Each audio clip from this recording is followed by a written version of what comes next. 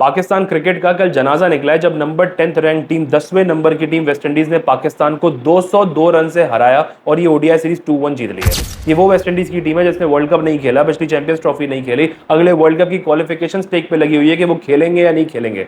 उस टीम ने हमारी फुल स्ट्रेंथ टीम जिसमें हमारे स्टार प्लेयर्स सारे मौजूद हैं उसको 92 पे ऑल आउट कर दिया। 50 ओवर के मैच में 202 रन से हराया।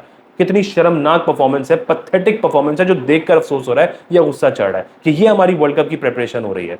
पाकिस्तान जब टी20 खेल रहा था और 15 रन पे 5 आउट हुए थे तो यही बाबर और रिजवान के फैंस ने ना पूरा आसमान सर पे बैठा लिया था कि ये बाबर और रिजवान के बगैर टीम का हाल है। वो होते तो ये ना होता, वो होते तो 3-0 जीत जाते।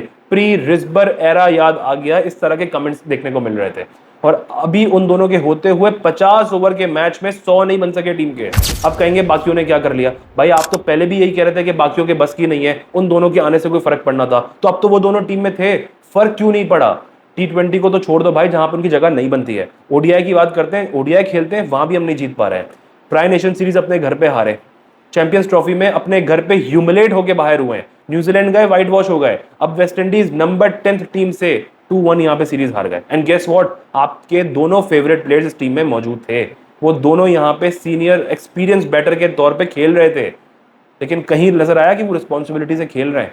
जब पहले मैच में ही बात की थी ना कि पहला मैच भी हमारा फंस चुका था, भले उसने 47 किए थे, 180 फॉर 5 पे गेम फंसा के गए थे। वो बैटिंग करने आए थे 5 के रिक्वायर्ड रन रेट पे, छोड़ के गए थे 9 के रिक्वायर्ड रन रेट पे, कोई इंपैक्ट नहीं था।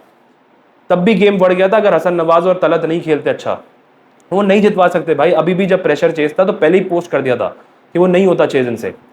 जब ऊपर से बेस नहीं सेट हुई, ऊपर से किसी ने अच्छा स्टार्ट नहीं दिया, तो भाई मैं क्यों जितवाऊं। बाबर भाई का तो यही मानना होता है। तो अब जिताते, अब सवाल करना है राशिद लतीफ से, सवाल करना है तनवीर अहमद से, जो कहते थे कि टी20 क्रिकेट, मॉडर्न डे टी20 क्रिकेट फ्लोरिडा में खत्म हो गया है। अब बता दो ओल्ड स्कूल ऑफ थॉट वाला क्रिकेट का क्या हाल है, जिसने जनाजा निकलवाया नंबर 10 की टीम के सामने। अब तो कोई ट्वीट भी नहीं आ रहे, कोई पोस्टिंग भी नहीं हो रही है, क्योंकि टी20 हार रहे थे बाबर रिजवान के बगैर तो बहुत हंगामा था। अब ओडीआई हार गए उनके साथ तो कोई बात भी करने को तैयार नहीं है, कोई ये कहने को तैयार नहीं उनकी वजह से हारे हैं, या उनके होते हुए भी हार गए तो कोई फर्क नहीं पड़ा। अब करें बात। 10 साल हो गए, 10 साल में अभी तक कोई impact innings, match winning innings किसी को याद नहीं है। वो 2019 के वर्ल्ड कप की याद है सिर्फ, एक सेंचुरी न्यूजीलैंड के अगेंस्ट, वो भी हारे, सोहेल की मेहरबानी थी साथ में। कोई एक 10 साल के अंदर मैच विनिंग इनिंग्स याद है? नहीं होगी यार, क्योंकि खेल ही नहीं जा रही ना, अपनी कैपेसिटी से बढ़कर खेल नहीं सकते। जहां टीम को जरूरत होगी वहां पे कभी रिस्पॉन्सिबिलिटी के साथ स्टेप अप नहीं करेंगे। सिर्फ इन दो प्लेयर्स के लिए इनके डडू फैंस जो हैं वो यंगस्टर्स को सुबह शाम ट्रोल करते थे। क्या कर लिया टीम में आके, जितवा दिया, सेंचुरियां मार दी, मैच विनिंग परफॉर्मेंसेस आ गई, कुछ नहीं। पहला मैच भी यंगस्टर ने ही जितवाया था, उसी ने मैच फिनिश करके दिया था, वरना गेम बढ़ चुका था। तो नहीं है इनके बस की भाई, अब नहीं है ना टी20 में है, लॉन्गर फॉर्मेट में तो है ही नहीं। 10 साल में रेड बॉल के अंदर अवे सेंचुरीज नहीं है, अब कोई ओडीआई के अंदर मैच विनिंग परफॉर्मेंसेज नहीं है। क्या ही कहना उनके आने से कोई इंपैक्ट होगा या कोई इंपैक्ट पड़ेगा या नहीं पड़ेगा। खैर 295 रन बाबर रिजवान के होते हुए चेज हो जाए ये उनके बस की तो थी नहीं, लेकिन 295 रन वेस्टइंडीज ने हमें बना दिए, उतने रन हमें पड़ गए, ये ज्यादा कंसर्निंग फैक्ट था और शर्मनाक बात थी कि हम 295 रन उस टीम से खा रहे हैं जो 30 ओवर तक 3 या 4 के रन रेट पे बैटिंग कर रही थी। शाही होप ने आके 120 रन मार के भुर्ता बना दिया हमारे बॉलर्स का, क्योंकि हम आधा मैच उसी पॉइंट पे आगे हार गए थे या गिव अप करके आ चुके थे जब हमारी प्लेइंग 11 अनाउंस हुई थी। फिर एक मरतबा 4 बॉलर्स के साथ ग्राउंड पे उतरे हैं, 5वां बॉलर लेकर ही नहीं आ रहा है। ना जाने कितने मैचेस लगेंगे या कितने टूर्नामेंट्स लगेंगे हार के ये समझने में कि भाई 4 बॉलर से आप नहीं जीत सकते, हमें 5वां बॉलर चाहिए है, ये बात तो हर किसी को पता है। लेकिन हमारी मैनेजमेंट के मुताबिक 5वां बॉलर कौन है? हुसैन तलत। 5वां बॉलर कौन है? साइम अय्यूब, सलमान आगा। भाई ये नहीं है फुल टाइम बॉलर्स, आप इन पे नहीं ट्रस्ट कर सकते 10 ओवर के लिए। कितनी देर लगेगी इनको समझने में कि 5 बॉलर हमें पूरे चाहिए हैं। कल फिर यही हुआ था जब अबरार अहमद बॉलिंग कर रहे थे तो बहुत कमाल की बॉलिंग की उन्होंने। 7 ओवर में 10 रन देके 2 आउट किए थे, प्रेशर बना के रखा था वेस्ट इंडीज के ऊपर, लेकिन दूसरे एंड पे कोई था नहीं जो उस प्रेशर का आगे फायदा उठाए और विकेट निकाल ले। दूसरे एंड पे बॉलिंग कराने के लिए कौन था? हुसैन तलत, साइम अय्यूब। यहां पे मिसिंग फैक्टर कौन था? सुफियान मुकीम। वो होता मिडिल ओवर्स के अंदर, वो विकेट निकालना जानता है, लीथल बॉलर है, मैच विनर है, वो आके मैच जिता सकता था। लेकिन सुफियान मुकीम को ना रखने की वजह क्या है ये कोई नहीं बता सकता। उसे क्यों नहीं खिलाना चाहते हैं ये लोग। 3 टी20 1 ओडीआई उसके बाद ड्रॉप कर दिया। चलो उसने बहुत बुरी बॉलिंग की, समझ में आता है, परफॉर्मेंस के बावजूद उसको ड्रॉप कर दिया।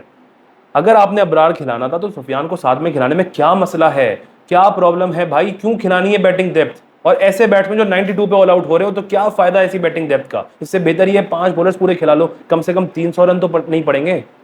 पार्ट टाइमर्स पे कितना ट्रस्ट किया जाएगा? अब ये टीम किसकी है ये सोचने वाली बात है। अगर ये टीम रिजवान की है तो इससे ज्यादा ब्रेनलेस और पथेटिक कैप्टन पाकिस्तान की हिस्ट्री में कोई नहीं हो सकता। और अगर ये टीम मैनेजमेंट की है, माइक हैसन की है, तो भाई रिजवान आपके कप्तान होने का कोई फायदा नहीं है। आप कप्तानी छोड़ें, इस्तीफा दें और बाहर आ जाए कप्तानी से, क्योंकि जिस दिन ये टीम बनती रहेगी, जब तक बनती रहेगी, गंदा आपने ही होना है।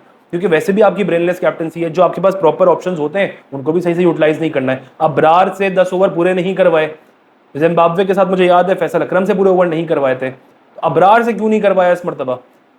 एक बंदा जो इस वक्त टॉप फॉर्म में चल रहा है, विकेट निकाल रहा है, प्रेशर बना के रख रहा है, उसे 10 ओवर नहीं करवाया, मतलब आपको कैलकुलेशंस का पता नहीं था, आप फॉलो नहीं कर पा रहे, आप अपने बॉलर्स को यूटिलाइज सही से नहीं कर पा रहे हो। मोहम्मद नवाज जो सीरीज में अच्छी बॉलिंग कर रहा है, उससे 25-26 ओवर तक कोई ओवर नहीं करवाया इन्होंने। How can you do that भाई? कैसे कर सकते हो ये काम? जो आपके पास प्रॉपर बॉलर था, ऑलराउंडर जिसको आपने रखा है ऑलराउंडर के तौर पे, उससे बॉलिंग नहीं करवाई 25 ओवर तक। हुसैन तला, साइम अयूब बॉलिंग कर रहे हैं, यही मसला है। अगर एक बॉलर रिजवान की कैप्टनसी में पिट रहा होगा तो वो पिटता ही रहेगा, हम चेंज नहीं करेंगे। साइम अयूब 8 ओवर निकाल ले, हम चेंज नहीं करेंगे। आगा पिछले मैच में 3 ओवर में 33 रन खा लेते हैं, उसके बाद अगले मैच में वो एक ओवर नहीं कराते कि भाई चलो कहीं पे आके जब बाकी पिट रहे हैं मैं आगा से निकलवा लूँ ओवर। Brainless captaincy. वैसे ही बुजदिलों वाला गेम खेलते हैं ऊपर, और ऊपर से नीचे आके कप्तानी भी बुरी करते हैं। कुछ अता पता नहीं होता क्या डिसीजन लिए जा रहे हैं, और ये होता रहेगा जब तक कि मेरिट पे टीम सेलेक्ट नहीं होगी। क्यों ड्रॉप किया था आकिफ जावेद को? नहीं बनता था उसका ड्रॉप होना। आकिफ जावेद को बाहर निकाला किसके लिए? नसीम शाह के लिए। 72 रन कंसीड किए। पहली बार जब वो स्क्वाड से ड्रॉप हुए थे तो वापस कैसे आ गए बगैर कुछ परफॉर्मेंस दिए? जब वापस आए पहले मैच में परफॉर्म नहीं किया, दूसरे मैच में ड्रॉप हुए, तीसरे मैच में फिर क्यों आ गए? आप नहीं रखो आकिफ जावेद को तो ये हाल होगा जब आपके पास प्रॉपर बॉलर्स नहीं होंगे। नसीम शाह की वेवर्ड लाइन लेंथ है, फिटनेस इश्यूज हैं, पेस कम से कम होता चला जा रहा है, हर बॉल के बाद उसकी सांस फूल रही होती है, ऐसा लग रहा होता है वो थक चुका है, नहीं होगी बॉलिंग उससे। 10 ओवर तो दूर की बात है, वो 4 ओवर में वो इंपैक्ट नहीं कर पा रहा भाई। ये वो नसीम शाह है जो 2022 में बटलर के अगेंस्ट और बेन स्टोक्स के अगेंस्ट उनको नचा रहा था। अब नहीं निकल रहा उनका पेस, इतने मसाइल हैं, उनको ड्रॉप करें, उनको ये इशारे दें कि भाई तुम नहीं आ सकते टीम में जब तक कि अपने ऊपर काम नहीं करोगे। अगर इसी तरह से आप प्रोटेक्ट करते रहोगे भाई, वो आपको मैचेस हरवाते रहेंगे। और कोई प्लेयर ना टीम से बड़ा नहीं होता, चाहे वो बाबर आजम हो, रिजवान हो, नसीम हो, शाहीन हो। नहीं कर रहे परफॉर्म, ड्रॉप करें, बायर करें। उनको ये फील होना चाहिए कि भाई हम भी ड्रॉप हो सकते हैं। ऐसा नहीं हो सकता कि हमें कोई ना छुए, हम परफॉर्म ना भी कर रहे हो। अभी हमारा सबसे बड़ा इशू था डेथ बॉलिंग। 30 ओवर 35 ओवर तक पाकिस्तान ने वेस्टइंडीज को 3 या 4 के रन रेट बैटिंग कराई है। उसके बाद पूरा गेम बदल गया। क्यों नहीं है वसीम जूनियर? क्यों ड्रॉप किया था भाई? वो करता है डेथ बॉलिंग, रिवर्स स्विंग की स्किल जानता है। कोई है अभी करंट लॉट के अंदर जो रिवर्स स्विंग करना जानता हो? कोई नहीं है। वसीम जूनियर के पास ये स्किल है, ये फन है उसके पास, वो टीम से बाहर है। क्यों ड्रॉप किया हुआ उसको? कामरान गुलाम मिडिल ऑर्डर में नहीं है। बैटिंग का बुरा हाल है, बॉलिंग का बुरा हाल है, हर तरफ से जनाजा निकल रहा है। किताबी प्लेयर है अब्दुल्ला शफीक, स्टाइलिश है, किताबी है, सब कुछ है, लेकिन वो किताब खुल के नहीं दे रही है। किताब ही बंद हो गई है, वो किताब ही नहीं खोल पा रहा है अपनी, पता नहीं अपने किस मेंटल ब्लॉक में है, फंस के खेलता है, फिर विकेट थ्रो कर देता है। 8-9 डॉट बॉलें होंगी, उसके बाद हाथ में कैच देके बुरा शॉट खेल के जाएंगे। साइम अयूब भाई आप चलोगे तो मैच पाकिस्तान जीत पाएगा। अफ्रीका ऑस्ट्रेलिया के साथ दोनों मरतबा ऊपर से बेस बनाने वाला साइम अयूब था। वो चलेगा तो हम जीतेंगे मैच भाई, बाबर चलेगा तो नहीं जीतेंगे। 10 साल से देख रहे हैं, 10 साल में कुछ नहीं जिताया। साइम ने आके जितवा दिया था, यहाँ पे हसन नवाज जितवा दिया। ये लोग चलेंगे तो हम मैच जीत पाएंगे। साइम अयूब भाई अपनी विकेट की वैल्यू करो, अपनी इंपॉर्टेंस खुद बनानी होगी। आपको देखना होगा कि आपकी विकेट इस वक्त हमारी जीत के लिए बहुत इंपॉर्टेंट है। अगर ये 300 रन कोई चेस कर सकता था तो वो ऊपर से साइम ही करवा सकता था, वरना कोई चांस नहीं था, कोई होप्स नहीं थी। जिस वक्त वो पहले ओवर में आउट हुए, गेम हार चुके थे, खत्म था, नहीं थी कोई होप कि भाई यहाँ पे बाबर रिजवान को बड़ी इनिंग्स खेल देंगे। पथेटिक क्रिकेट पाकिस्तान ने खेला है, इससे ज्यादा शर्मनाक परफॉर्मेंस कोई नहीं हो सकती है। ये हमारे कोच माइक हैसन जो बनकर आए हैं, इनकी तो पहले लॉजिक समझ में नहीं आती कि ऑलराउंडर्स की भरमार करनी है। भाई कोई नहीं है इतना केपेबल ऑलराउंडर हमारे पास जो मैच जिता सके। क्यों करने हैं ऑलराउंडर्स? क्यों रखना है फ़हीम को? किस बेसिस पे रखना है फ़हीम, अशरफ और नवाज को? क्यों नहीं खिलाने 5 बॉलर्स? भाई कोई इसका जवाब दे दे। आपके पास क्या ऑप्शंस की कमी है? क्या आपके पास टैलेंट नहीं है? क्या आपके पास बॉलर्स नहीं है? चलो बाहर जिनको किया है, जो स्क्वाड में बैठे हुए उनको नहीं खिला रहे यार, सुफियान मुकीम को। जब तक ये साजिशें चलती रहेंगी, ये सेल्फिशनेस होगी, मेरिट पे सिलेक्शन नहीं होगी, कॉम्प्रोमाइज कोच आएंगे, ये माइक हैसन जैसे जो स्टेटस को वाले ही डिसीजंस लेंगे ताकि स्टेटस को प्रोटेक्ट हो सके। बाबर को T20 में लाने वाला बंदा आप इमेजिन कर लो कि भाई वो कितना आपकी टीम के लिए सोच रहा होगा। वो नहीं सोच रहा है टीम के लिए भाई, वो उसी एजेंडा के तहत चल रहा है। मसला यह है कि हमारे सिस्टम में, मैनेजमेंट में मॉरली करप्ट लोग बैठे हुए हैं। जब तक कि उनका सफाया नहीं होगा, उसके बाद मेरिट पे टीम सेलेक्ट नहीं होगी, जो प्लेयर्स जहां डिजर्व करते हैं उनको नहीं खिलाया जाएगा, यही रिजल्ट्स एक्सपेक्टेड है बॉस। आप नंबर 10th क्या अगले वर्ल्ड कप में इटली से हार रहे होगे, क्योंकि आपके डिसीजंस में ही सबसे बड़ा खोट है। आप स्टेटस को प्रोटेक्ट कर रहे हो, टीम के बारे में बाद में, प्लेयर के बारे में पहले सोच रहे हो। कोचेज आ रहे हैं, वो कॉम्प्रोमाइज कोचेज आ रहे हैं जो स्टेटस को की प्रोटेक्शन के लिए डिसीजन दे रहे हैं। नहीं हो सकती इस तरह कोई चेंज।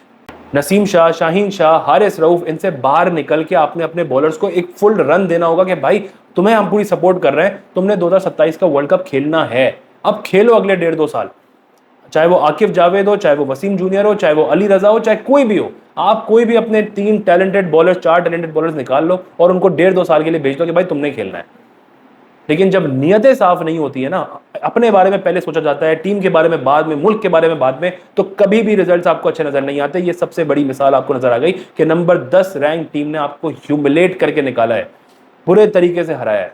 पथेटिक परफॉर्मेंस रही है ओवरऑल, और खुदा की करनी थी जो ये बैठकर बाबर और रिजवान के फैंस लगे हुए थे ना यंगस्टर्स को ट्रोल करने में टी20 के अंदर, राशिद लतीफ हो, तनवीर अहमद हो, एजेंडा चलाए जा रहे थे कि उन दोनों के को ड्रॉप करने से पाकिस्तान टीम खत्म हो चुकी है। खुदा ने ये ऐसा कर दिखाया कि फिर एक मर्तबा आपके 2 सबसे बड़े प्लेयर्स एक्सपोज हुए हैं, बुरे तरीके से एक्सपोज हुए हैं, और उनके होते हुए ह्यूमिलेट हुई है पाकिस्तान की टीम। कर लो फिर जो करना है, बता दो उनके आने से कितना फर्क पड़ गया पाकिस्तान टीम के अंदर।